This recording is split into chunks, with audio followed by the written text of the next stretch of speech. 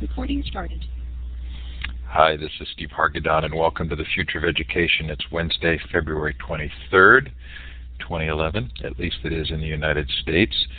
Our guest today is Steve Wheeler. Steve, welcome, and thank you so much for being here. It's very nice to be here, and hello everyone, and thanks for inviting me. My pleasure. The Future of Education is supported by my employer, Illuminate. The project I work on is called Learn Central. It's a free social network for educators with Illuminate baked in. You can host your own webinars for free. I encourage you to come look at it. Coming up on the Future of Education tomorrow night, at least nighttime in the U.S., Michael Horn joins us again for another Insight Report, this time on the North Carolina School Connectivity Project. Next week, Jim Klein talks about social networking for students. We have a panel on unschooling. Kevin Kelly has rescheduled for March 7th. Delighted to have him able to do that. You can see the rest of the schedule there. I don't think anything is brand new. David Shank yesterday on his book, The Genius in All of Us, did confirm yesterday that's new. I'm very excited about Hugh McGuire from LibriVox coming on, as I'm a huge fan. But lots of fun interviews coming up. Hope there's something that's of interest to you. If you've missed one of our shows, they are all recorded. They're in full Illuminate form, as well as an MP3 file. There is a podcast link at futureofeducation.com. Just click on the previous shows. Yesterday we heard from John Seeley Brown on his new book, A New Culture of Learning. Terrific show. David Perkins before that on Making Learning Whole. Hopefully something there that is of interest to you, and you'll find it worthwhile checking those out. If you are going to Q or ISTE, the two EdTech shows in the U.S. coming up, or two of the bigger ones coming up, we do have crowdsourced activities at both of those. There's an EduBloggerCon the day before Q, the afternoon and evening, and the full Saturday before ISTE. Information on those is at edubloggercon.com. Both will have a Bloggers Cafe, and both have Unplugged series. If you've never presented at these shows or you weren't accepted this year, you can actually present. We have a presentation area. You can sign up on the wiki and present, and we stream those all out live in Illuminate. If this is your first time in Illuminate, it is a participative environment. We sure hope that you will find ways to engage here. At the bottom of the participant window, you'll see a clapping hand, a smiley face. Please feel free to use those during the show. The hand with the green up arrow lets you raise your hand. After Steve's presentation, we will have a Q&A period, and that would be the appropriate time to use that raising hand icon. You can also put notes in the chat, and I'll follow those. I'm going to try and capture any questions that come up during Steve's presentation so that he has a sense of what kind of questions he'll need to answer at the end, and we'll try not to interrupt the show unless there's something that really catches his eye. Right now, we're going to let you indicate where you're listening from. To do so, click on the wand. That's the wand with the red star at the end, and then click on the map. And it puts a dot on the map for us. Feel free to shout out in the chat as well. We're all thinking about New Zealand. We're all thinking about the Middle East. Love the diversity of the crowd.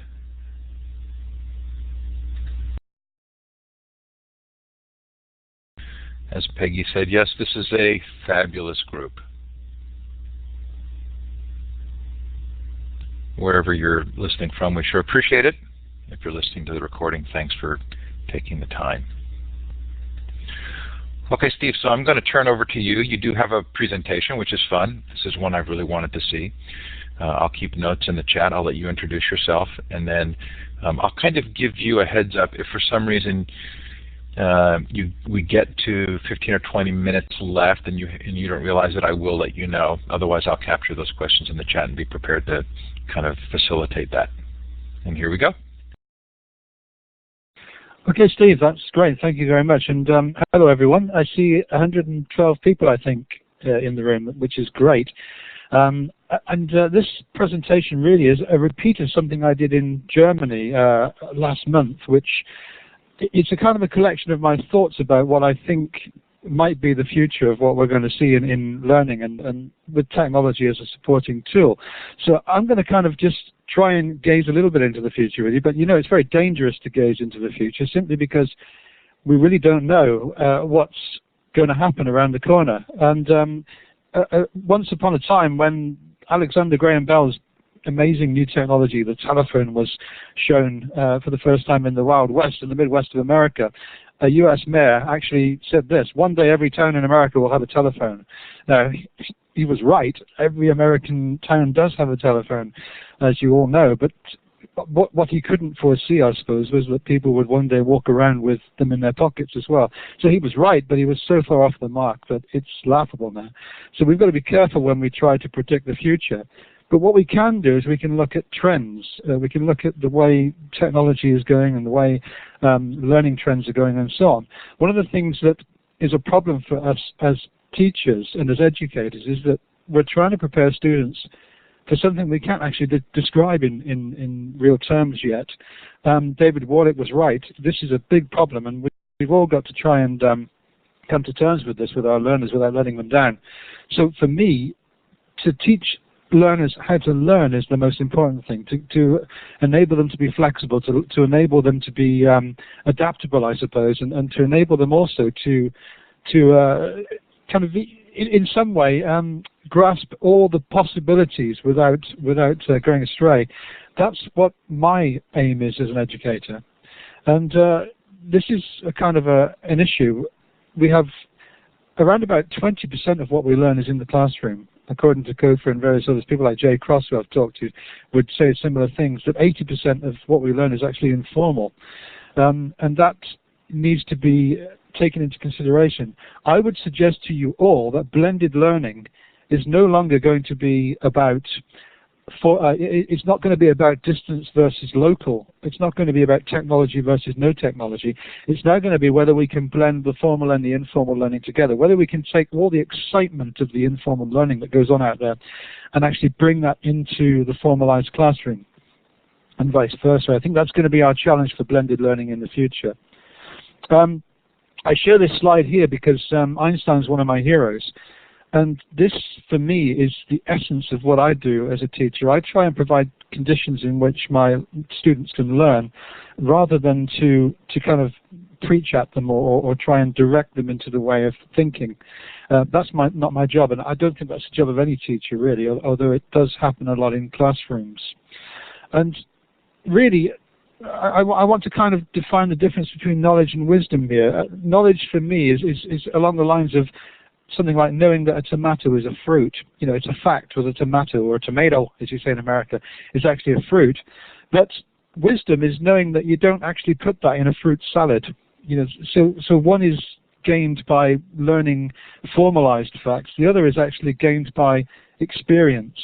If any of you have read my latest blog post, you'll know that when I was in Christchurch last year in New Zealand, I was making a keynote speech at ULearn, which is a very large conference, and I loved the city. But there were several earthquakes while I was there, minor ones.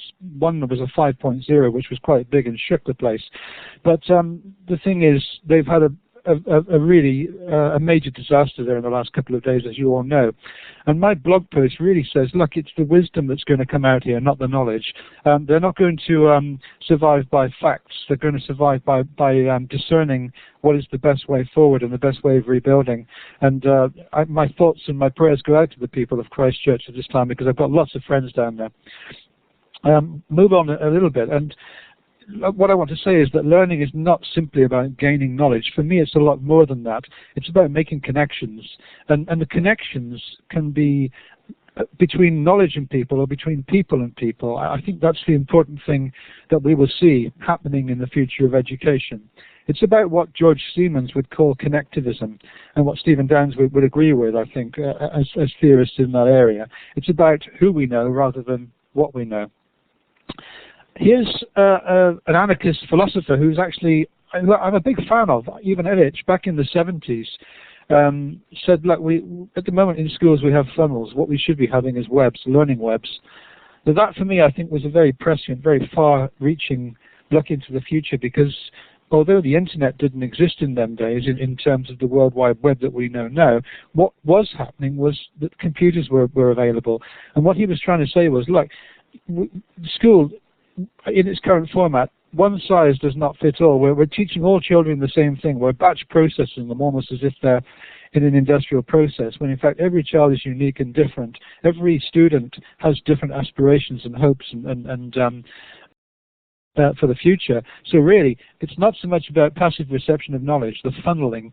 It's more about how they can connect with each other participatory to actually create their own meaning and negotiate their own understanding of life and everything around them. So really, this is the direction I'm trying to go in with my students, and I'm trying to get other people also to understand this idea. I know lots of people are doing this already.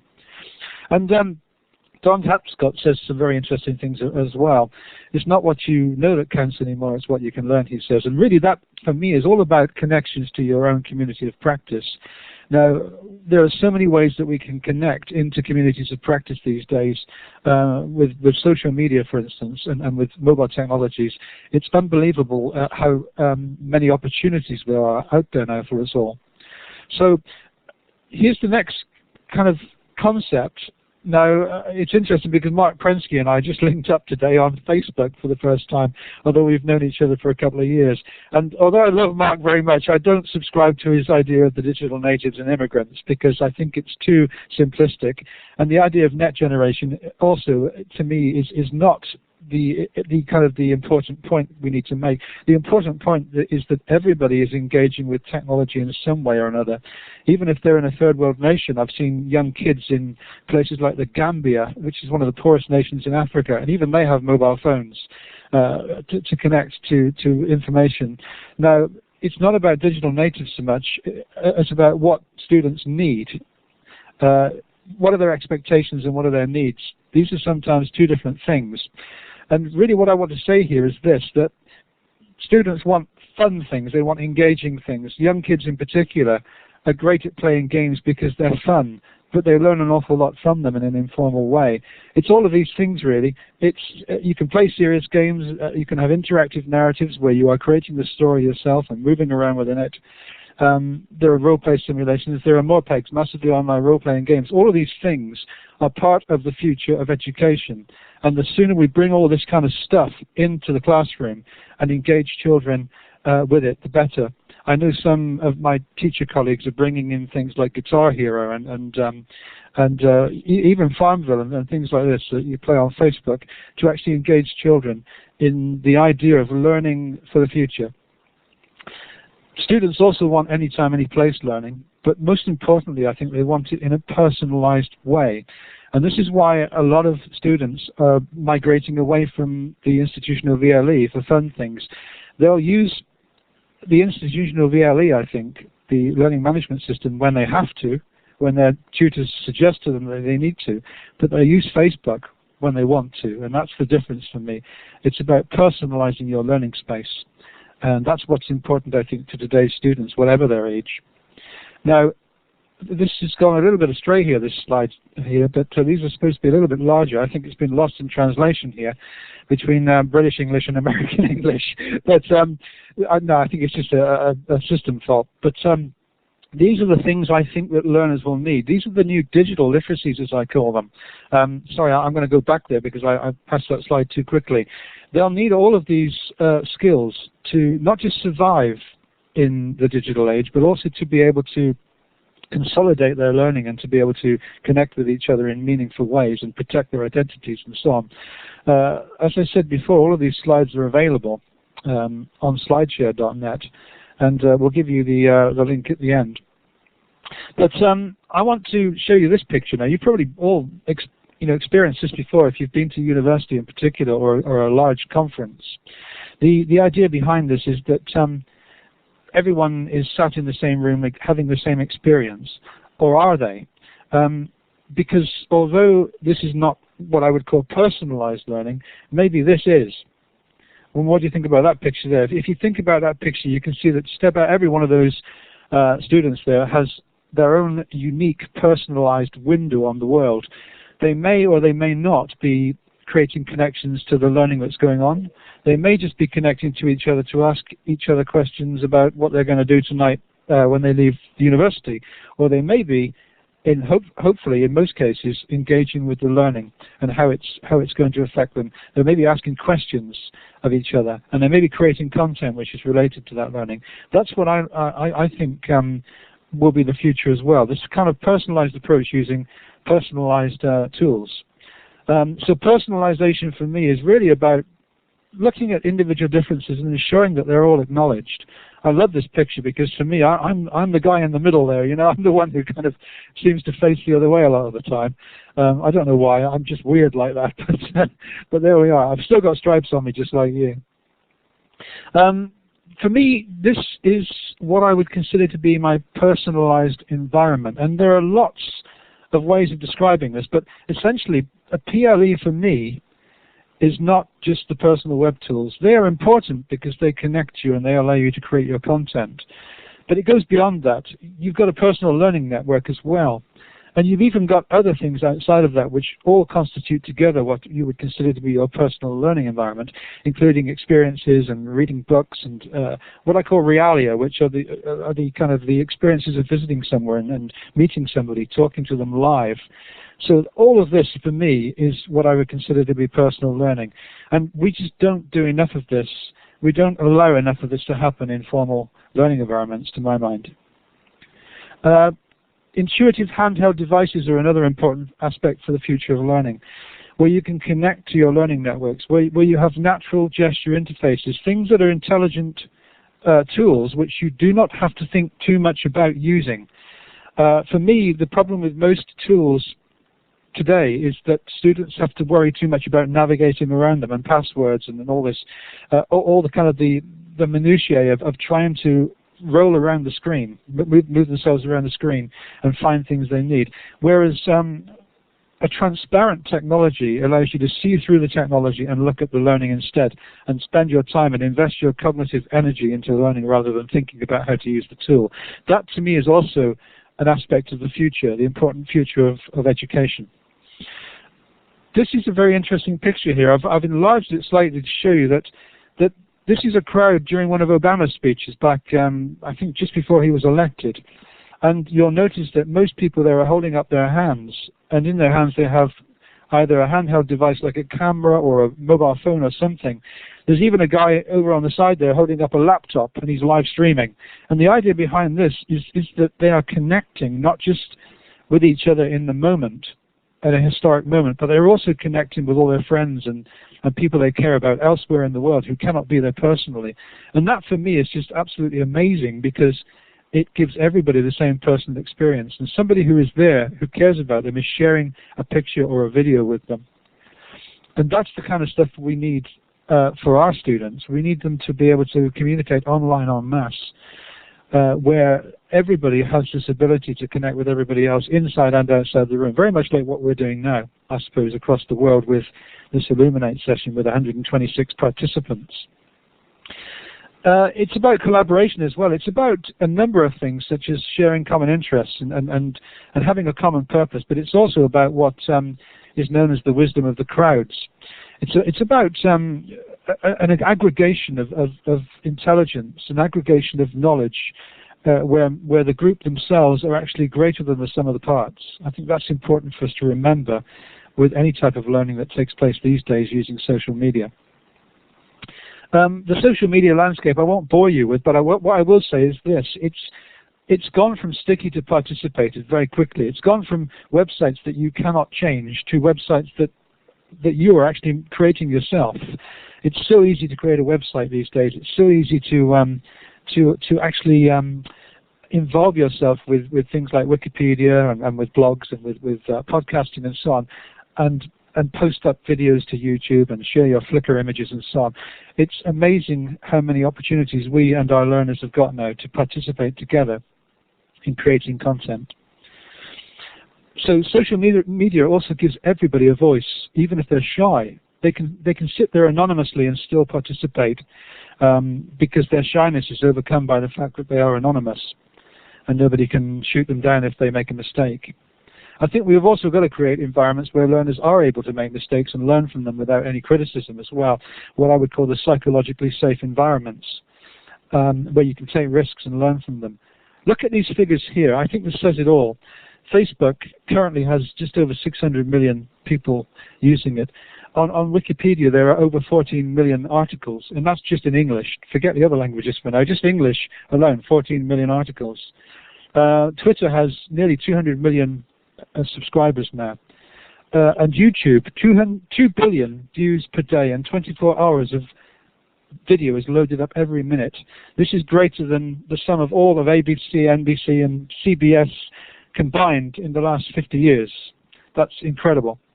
So we've got this huge conglomeration of content out there that's being generated by our users every day, and that cannot be ignored. We've got to pay attention to that, otherwise we're fools. The architecture of participation, as Eugene Barsky called it, is really all about those things, but ultimately it's about that user-generated content. That's what it's really all about. Yes, someone just said here, I think it's Steve, the web has become a conversation, and that's true. And blogging is part of that conversation. Daniel Chandler once said a very profound thing. He said, in the act of writing, we are written. Now, I don't know what you think that means, but for me, that actually means that as I write my blog, it crystallizes my abstract thoughts. So, in effect, the abstract nebulous thinking that I've got can actually crystallize itself and become more concrete as I write it and then refine it. And the process doesn't stop there, because as I then receive comments back, informal peer review, if you like, back from my readers, I can then refine my comments and my ideas even further. And that gives me a huge advantage in terms of the way I'm thinking at the moment. It's a very powerful tool, and so is mobile blogging, or moblogging, where you can capture things on the move. Lots of people are doing this now, and it's becoming a very, very important tool for reporting, in particular for citizen journalism, like you see in Libya and Iran and Christchurch in New Zealand at the moment. It's live experiences being sent to the world. All of this is the future of education for me. Retweeting for me is not repetition. It's an amplification of ideas. It's greater than just repetition. And if you look at microblogging in all its forms, whether it's Twitter or Tumblr or Plurk or whatever, Martin Ebner and his colleagues are suggesting that we've got to see this as a new type of communication. It goes beyond what we've previously known. It's breaking the mold. It's almost a new paradigm that we're seeing here. It's certainly a new phenomenon. Media sharing is important. Everybody can contribute to the new narrative, the richness, the conversation that Steve Hagedorn just referred to. And collaborative tools. How do we get people to collaborate? Well, we get them to collaborate through tools and through shared language, but we also get them to collaborate because there's a common need. And Vygotsky had a lot to say about this. But ultimately, my idea behind what I think Vygotsky was talking about with human activities is that with computers, they can become mind tools. They can become, if you will, extensions of our mind, where we invest in the computer the memories that we have without having to overburden our own cognitive capacities. We can time shift and we can space shift our ideas out onto the computer and then use our minds for thinking about the problems that are involved with them. So for me, computing is a very powerful tool, and social media is really the social aspect of that, the conversational aspect. I mentioned George Siemens earlier on. He says that learning occurs both inside and outside of people. We store our knowledge in computers and in other people. That's exactly what I mean when I say mind tools. That's an idea that originated with, I think, David Jonasson, who's an old friend of mine, who is somewhere now in the west side of America, I believe. Someone may know him. Karen Stevenson said something very important as well. We store our knowledge with our friends. And that is vital when you think about the connectivist theory, how we tend to collect people around us. I love connecting with people on Twitter, so I'm Tim Buckteeth on Twitter if you want to connect with me. And I'm on Facebook, I'm on various other tools as well, and I love to connect with people because you never know what you're going to learn from someone else. You should always be open to the experience of new learning and other people's new ideas. So we can't experience everything ourselves, but we can experience it vicariously through other people. They become the surrogate for our knowledge. I think someone's raised their hand there. Shall I stop and answer the question? No, she might have been clapping, and she accidentally hit the hand raise. All right. Right, okay. Well, I'll carry on then in that case. And I'll tell you, the question I raised earlier on was whether students have expectancies or needs. They have both, actually, but these are their needs. The expectancies that they have don't necessarily measure up to their needs, I've noticed in my experience of 30 years of teaching. But what they do have is needs, and these are what I think their needs are. They obviously need to learn how to learn, as I said right at the beginning, but they also need critical thinking skills. They need to be able to collaborate with each other effectively without wondering about who has ownership of the ideas, or worrying about who's going to edit their Wikipedia page for them. It's not a taxonomy, Colin. No. For me, it's just a series of concepts which I think they all need, and the arrows are really kind of pointing down to. It's not a progression exactly, but it's a kind of a deepening of understanding. And when you get to the reflective stage, and then the reflexive stage, which is where you're thinking about thinking and reflecting upon your own experiences, and then you get finally to the evaluation stage. This is not Bloom's taxonomy or any other taxonomy. It's just a way of thinking through all of the skills and the things that students need to learn, I think, to be able to work in a world which we can't clearly describe yet. So let me just finally go through a few ideas about how the web has progressed for me. These are false distinctions, I think. Web 1 and Web 2, that was Tim O'Reilly's original concept. For me, Web 1, if such a thing existed, was that anything can link to anything. Hyperlinking and hypermedia were important because they surpassed the idea of the book, which was very static. Nothing wrong with books. I've got a whole bookshelf in front of me here from the floor to the ceiling. You'd be surprised how many books I've got in my office here. But books are one thing. Hypermedia is another thing entirely, and that's what Web 1 was really all about. But it was quite sticky. We had to really move to Web 2 to get full user participation. And the thing is, we're now very much moving into Web 3, which is where we're taking existing data and we're reconnecting it for other smarter uses. And that, to me, is the point we're at the cusp of where we're on at the moment, I think, with the tools. And if you look at this system here, this is slightly out of kilter, I'm afraid, because of the way the slides have been translated across. But if you can imagine that on the left-hand side, you've got a degree of information connectivity going upwards.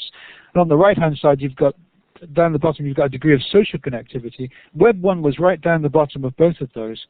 Web 2 was richer in terms of social connectivity, but it really, for me, wasn't any better in terms of information connectivity. The information's there, but it's only being connected socially at the moment. Web 3 really is about the semantic web. It's about greater information connectivity, but it will sacrifice itself in terms of social connections. The meta web is where we need to go. And that arrow, the blue arrow, the light blue one, should be going up diagonally from the bottom left to the top right to show a progression into what I call the smart extended web. You see, Web 1 for me connects information. Web 2 connects people. Web 3 connects knowledge, and Web 4 actually connects intelligence. And that's where the power of the web will really be revealed. This, for me, is the future of education, the future of learning. This is where we're headed, folks. And here's one final thing for you to think about. The idea of interfaces. How are we currently interfacing with computers? Well, what we're doing is we're using technologies from the 20th century. We're using keyboards and mice and touchpads. I'm predicting that with the use of things like the Xbox Kinect and MIT's Sixth Sense wearable, we're going to be going into the realm of non-touch technologies. You probably know how these work, but to interface computers using these, I think, is the next movement. This will be the next thing that we'll see, probably within the next 5 years. I'm sticking my neck out there. This is on record, but I really do think that this will be another movement, another kind of leap, if you like, towards our use of computers as learning tools. And you know this picture. This is Tom Cruise in Minority Report. You've seen that probably, and if you haven't, go and have a look at it. It's a fabulous film. And the idea behind this is that he's not touching anything, but he's using gauntlets or finger caps or whatever to move things around on the screen very intuitively using natural gestures. And really, it's got all these things in it. But there's more to come. We're also looking at speech-to-text in a better sense than we already know it, and we're probably going to be looking at facial feature recognition as well. So the computer will know when you're unhappy or when you're confused. All of these things we're predicting are going to happen. probably in the next 5 to 10 years. And finally, we're already seeing evidence of this smart extended web through things like intelligent filtering and recommender systems. This picture of the snail here was reminiscent of a guy called Steve, what's his surname? The natural-born cyborgs man. Some of you probably remember his name. Andy Clark, not Steve. That's my name. Andy Clark, who said that he looked out of his window one morning on a very frosty morning, and he saw lots of silvery trails in his garden, and he realized that the slugs and the snails had been busy overnight, probably eating his cabbages. And he realized a very profound thing here, and that was that the first snail, or the slug that goes to try and find food, actually expends a lot of energy as it deposits its slime trail full of enzymes along the floor. And then it will come back over that slime trail to find its home again once it's fed. The second snail and the third snail, who follow that same slime trail, will actually expend less energy until by the time the 10th or the 20th snail have gone along that pathway, knowing that there's food at the end of it, they will be expending no energy whatsoever. And this, for him, was what is happening with the intelligent systems out there. They're recommending you things. You're not having to spend so much effort and energy finding the knowledge and the information that you require anymore. That is the start, for me, of the smart extended web. And I'm going to finish at that point and say thank you very much. I hope you've enjoyed that and learned something from it. Hey, Walt says cyber slime. I like that. That's a good one. That's a neologism, Walt. You've created a new word there for us all. And there's my contact details. Thank you very much. Thank you, Steve. So we're going to stay on. We're not done. Steve, I did put the link that you had given to the slideshow, and I'm seeing again somebody saying that link didn't work for them, and I'm wondering if it works in some countries and doesn't work in others.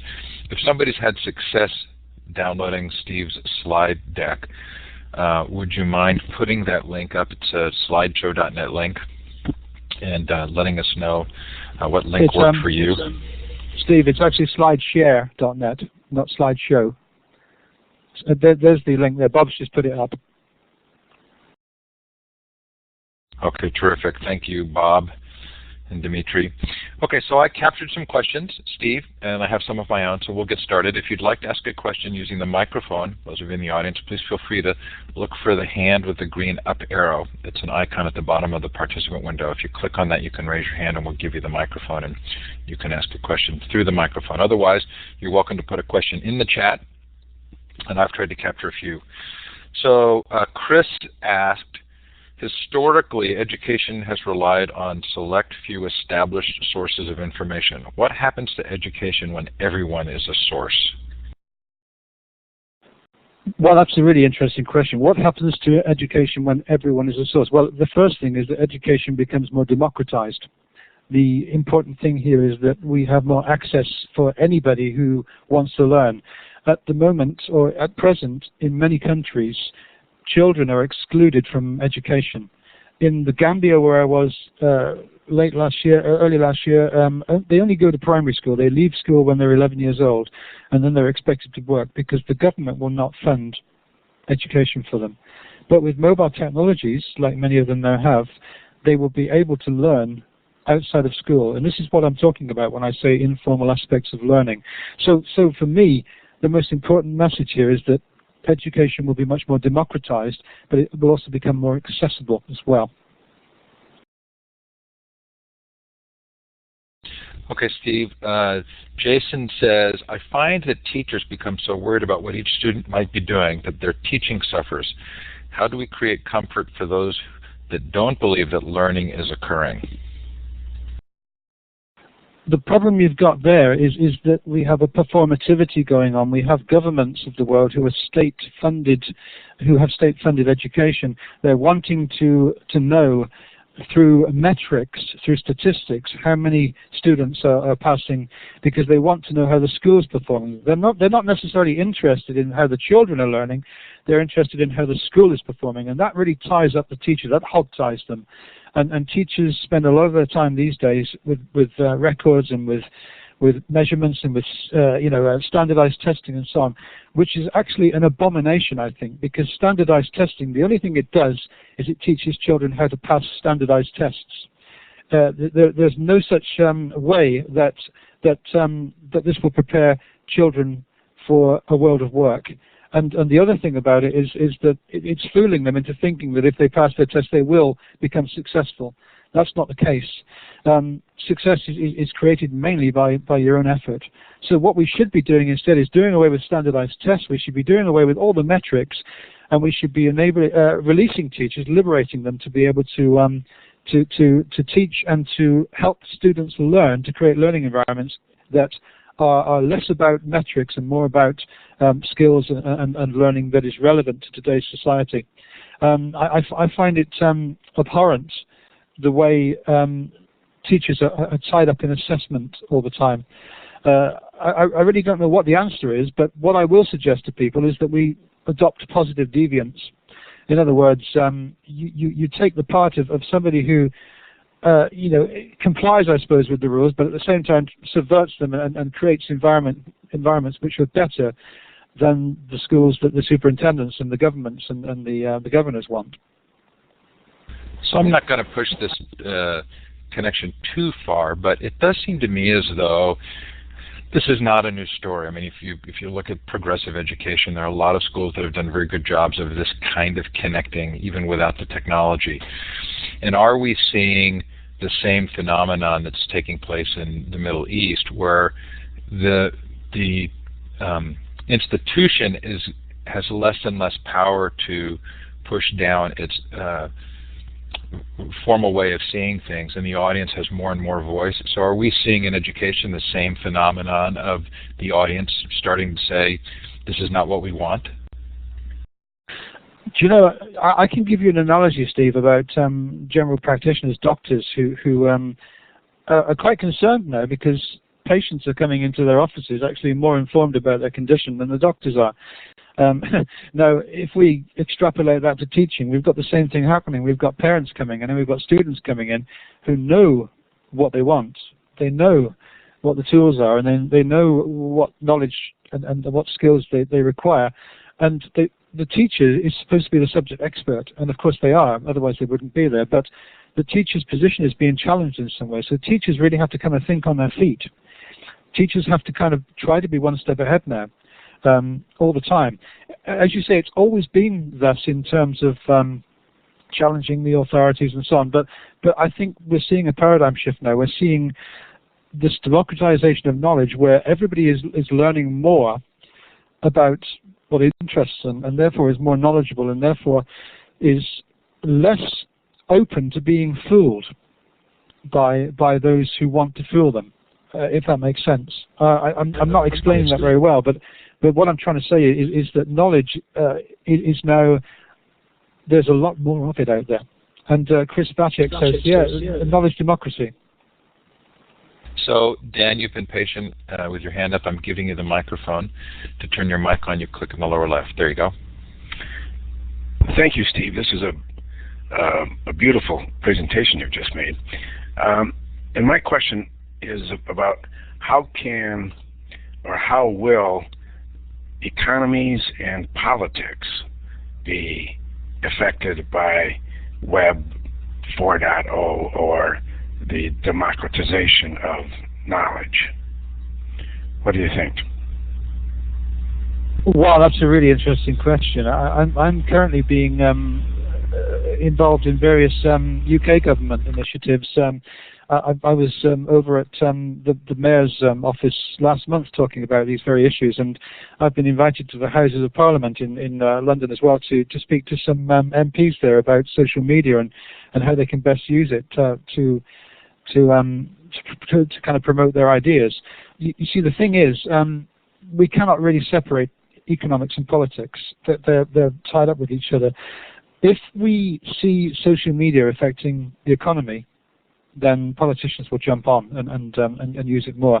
I think what we will actually see happening is that we'll see less traditional jobs in the future and more knowledge working jobs where people have to know how to use social media. They'll have to know how to effectively employ computing technologies and communications technologies and mobile technologies to do their job. So I think we're going to see a shift in the world of work, which will affect the economy, hopefully positively, because everything's already connected. We know that because when America gets a cold, Britain gets it the next day with the economic environment. We know that stocks and shares go up and down all the time, but there seem to be trends around the world when that happens. So we're already connected in that sense, but I think we're going to see a deeper connection. We're going to see a deeper social connection, which involves people connecting more to each other and therefore knowing more about each other. So culturally, we're going to, I think, coalesce a bit more. And also politically, I'm not sure what's going to happen. We don't know what will happen there, but we know that it's all bound up in the same social milieu.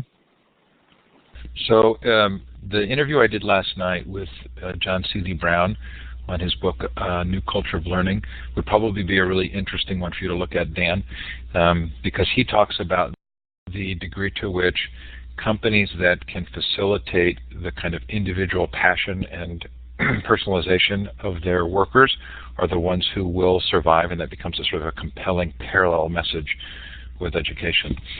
Steve, Peggy George says, I'm not finding the digital native, digital immigrant terms very helpful anymore. What's a better way to describe these different stages of learning? Well, Peggy, that's a really good question. In fact, Mark Prensky talks about three things. He talks about the analogs as well, those who have no need and no will to talk about any digital technologies at all or get involved in them. He says that the older people in particular are in this mode where if they're going to use a mobile phone at all, they'll use it for calling their friends, and that's it. They don't even consider the idea of texting, let alone internet connections or GPS. So he has three distinctions, and I don't find it very helpful either because, firstly, it's simplistic. It ignores the fact that there are silver surfers out there, and it ignores the fact that some kids are technophobic. And the second thing it does is it trivializes the real issues behind digital use and digital literacies. Now, a better term, you asked. Well, I can point you in the direction of David White, who is based in Oxford University, another good friend of mine. And David has come up with a term, a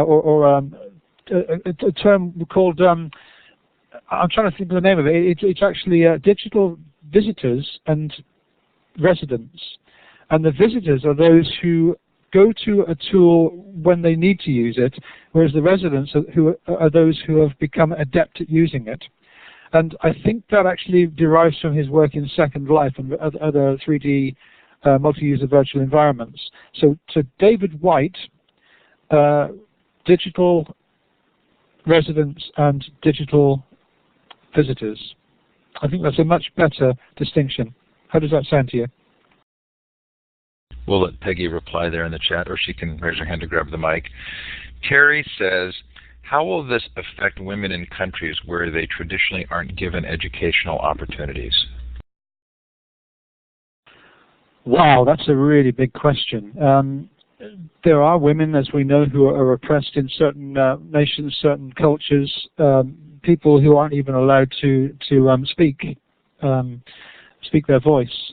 I mean, we know that in some oppressive regime that's the problem. I think what will happen, and this is speculation here, but I think what will happen is women will gain the advantage by subverting their culture, by buying into new technologies such as mobile phones surreptitiously, so that they can create connections and so that they can Facebook each other or whatever.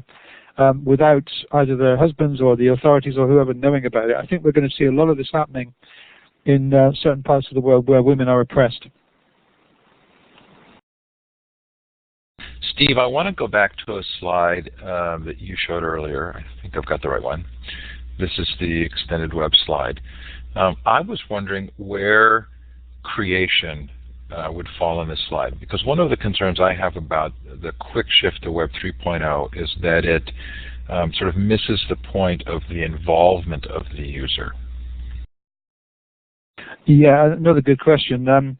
I think that user-generated content has lots of issues to it, and it depends on what type of user-generated content you're talking about. I think if we're just talking about simple content, such as a blog post or, I don't know, a podcast, I think you're looking at the juxtaposition there between Web 1 and Web 2, maybe moving across to Web 2, where we're talking about a degree of social connectivity. It's where you start to connect it to intelligent systems, where you start to enable people to search through it in intelligent ways, and where it starts to become meta-tagged, that you start to move it up above that line. But that again is me busking, it's me speculating. Okay, Paula says, how can we do project-based learning, authentic learning, and be worried about passing tests that test lots of small bits of information with no connections? Can you hear me now? I've lost the connection, I think. Yeah, you are back. So I'm back, okay. I heard part of it. Can you repeat it again? So this is from Paula. She says, how can we do project-based learning or authentic learning when we're worried about passing tests that test a lot of small bits of information with no connections? I think I'm back again. I keep getting this window coming up. This is a question about assessment. This is a question about learning as well. Firstly, I think that assessment of learning is wrong to a certain extent because, again, it's metric. Assessment for learning is better, where the student is tested so that the teacher can find where the deficits are in their knowledge or where they're doing well. This is what I would call diagnostic assessment. So really we need to build more diagnostic assessment into learning, and that can be done through project work, but if the examiners won't accept that because either it's collaborative or in some way it's in a format they don't accept, then we've got to overturn the minds and we've got to change the minds of the assessors or the assessing bodies. Now, we need formative assessment, you're correct, Benjamin, but we also need what I call ipsative assessment. I'll actually type that in because ipsative assessment, for me, is a way forward for project learning and also for individualized learning, because what it does is it allows you to assess the student's attainment or achievement against their own previous attainment. Now that for me is a lot fairer. It's not criterion or norm referenced, it's about children and young people being assessed against their own previous learning. And kids are already doing this with games. You know, hey, I scored 500 on that game last week, I'm going to go for 1,000 this week. So they're already measuring themselves against their own previous attainments. To me, that's a natural thing for kids and young people to do, particularly in the gaming culture. Now, some of the stuff I do with my students, who are between the ages of 18 and 25 usually, is I give them projects where they collaborate in wikis or they collaborate in group blogs, or they collaborate in creating videos, and then we assess the overall efforts of the group. You can track back in things like wikis to see who's done what, to avoid anything like social loafing where one person doesn't do enough. But generally speaking, you've got to get the students to agree to share the marks if you're going to go that route. Another method of project work which I find really useful is structured problems or ill-structured problems, where you present the students with a problem and they all go away and solve it on their own, but then they come back and discuss their individual solutions in a discussion group or an online space, and then you just stand back and let it erupt because they've all got different ideas about how they're going to solve the problem, particularly if it's ill-structured with few parameters. And they'll all learn from each other because they'll see all the possible solutions that there might be. The real clincher is when you present them with an expert solution, and then they can stand back and see that there are many, many possibilities. That for me is the way forward in terms of types of assessment. Steve, Chris asks, the advance of technology seems to have coincided with the demise of critical thinking skills. Is there value in the analog constructs of critical thinking, or is it better taught without technology in the classroom? Well, I mean, I think that I would disagree that there's a decline in critical thinking. I think it depends on where you are and what you're doing, what the context is. I think that there are certain tools that actually promote better critical thinking. I'm really kind of considering my use of my students' use of wikis, where I give them a very small presentation to get them thinking, kind of like a trigger tool, if you like, and kind of an idea for them to get their heads around, and maybe a controversial issue or topic, and then I ask them to go away and create their own content using a wiki. from there I get them to put their ideas together on similar pages, where they're actually vying with each other for space to actually say what they need to say. That for me is one aspect of critical thinking, because they're having to critically appraise other people's work as well as their own to see what the fit is between what they're saying and what their colleagues or their peers are saying. But then they have to really go away and also appreciate that the web is not full of accuracy. There is accuracy out there, but they have to search for it. They have to verify it. So using something like Wikipedia, for example, they really have to be critical and critically aware that what they're reading may or may not be totally true or accurate. I think that there are ways that technology can be used to promote critical thinking. Okay, Chris again asked, and Chris gets to ask these questions because he put them in the chat. So if you have a question, please feel free to put it in the chat or raise your hand using the hand with the green up arrow. He says, Steve, do you support UDL, which I'm thinking is Universal Design for Learning, and individualized curricula for all students? Is technology forcing individualization in the classroom? Well, technology will inevitably, I think, promote individualized learning, or what I would call personalized learning, which is not quite the same thing, but you get the drift. For me, you see, when I showed you that picture earlier on of each student sat in a very, very large lecture room, but each of them with a laptop on their laps, increasingly students are using handheld devices in the classroom as well, or iPads if they can afford them, or the smaller tablets. And these are personal tools, so there's no getting away from the fact that learning is becoming individualized.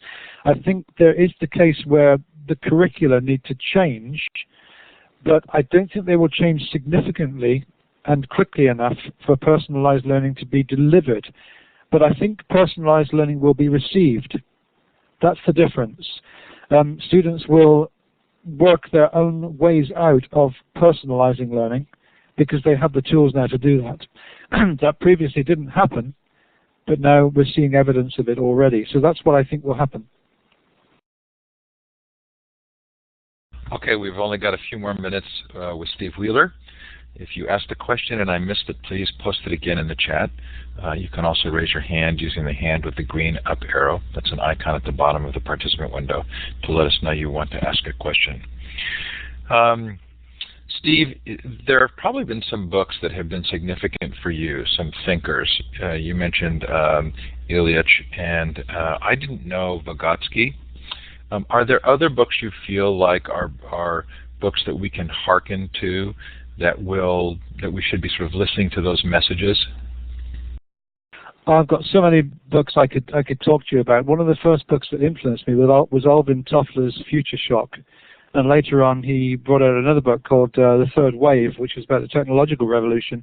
Now, those are my early thoughts back in the 70s and 80s about the learning technologies before it was known as such. Lately, I suppose in the 90s, one of the books that influenced me the most, I'll give you two in fact, was Howard Rheingold's Smart Mobs. Howard and I are old friends now. We've known each other for a few years, and he wrote an introduction to my last book, Connected Minds. But Smart Mobs for me was the essence of what mobile technology was going to be all about, and also it was about the civil movements. And the other book that really influenced me was one of Marshall McLuhan's acolytes, Derek de Kerkhoff, who wrote a book called The Skin of Culture. That also is a seminal book because it just defines the relationship between humans and technology, and it really talks about how we align ourselves to new technologies very naturally. And I think that for me was a real eye-opener as well. And I read that probably in 2 days in the summer, sat in my garden. And so those were some of the books that really influenced me then. I think coming up to modern day, I'm thinking of people like Lawrence Lessig's work, Free Culture, and people like Seth Godin with Tribes. These books for me, although they're very simplistic in their approach because they're popular press books really, they have a richness and a deepness to them which talks to me about the future of what we're going to be experiencing with new technologies. That's a lot of fun. I've made some notes. Steve, I didn't know about Connected Minds. Do you want to tell us a little bit about it? Well, sure. Yeah, Connected Minds, Emerging Cultures. You can search for it on the web. You'll find it. Connected Minds, Emerging Cultures is a compendium of articles written by myself and several of my colleagues from around the world. You'll find that they come from 5 continents. And as I say, Howard Rheingold wrote the introduction to it. There are various.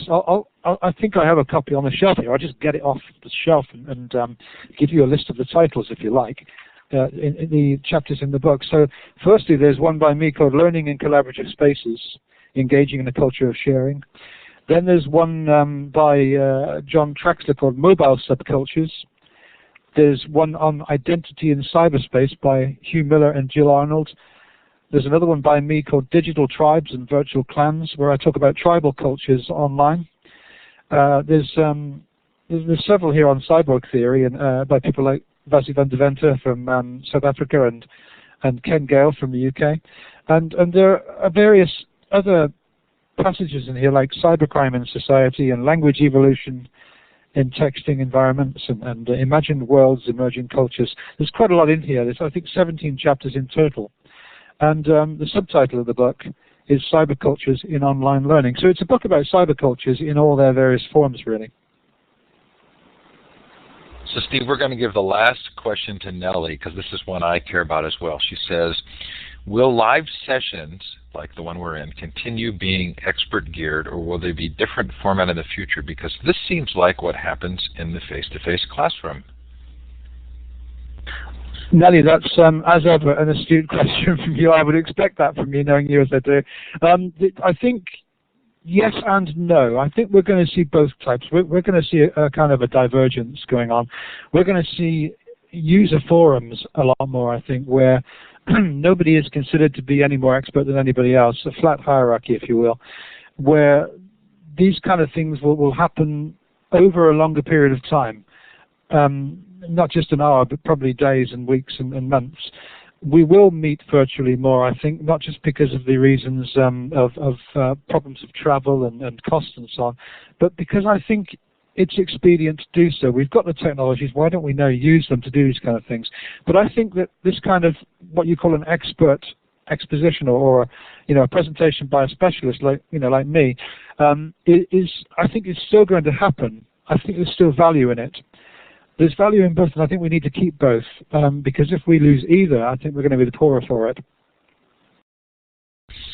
Okay, thanks, Nellie, for the question. Thanks, Steve. I'm going to clap for you here. I'm using the clapping hand icon at the bottom of the participant window. It was a delightful hour. Really appreciate it. Thanks to Illuminate and Learn Central for supporting the series, and do be sure to feel free to join us for one of our upcoming events if there's something there that interests you. Steve, any last words? Simply keep the faith, guys. Okay, that was terrific. So we were listening to Steve Wheeler, and Steve, we really appreciate your coming on. And what time is it there for you? It's got to be close to 9 o'clock, right? It's exactly 20 seconds to 9 o'clock, yes. Thanks for coming on, spending your evening with us. Thanks to the rest of you for joining us. Really delightful. I'm going to go ahead and turn the recording off. In order for the recording to process, you do all have to exit the room. I'll give you a couple of minutes to make final notes or questions to each other if you'd like. Again, thanks, Steve. We'll let you go at this time. Sure appreciate your being a part of the show. And the recording will get posted on futureofeducation.com within a couple of hours. That will be both the link to the full Illuminate recording and the MP3 file.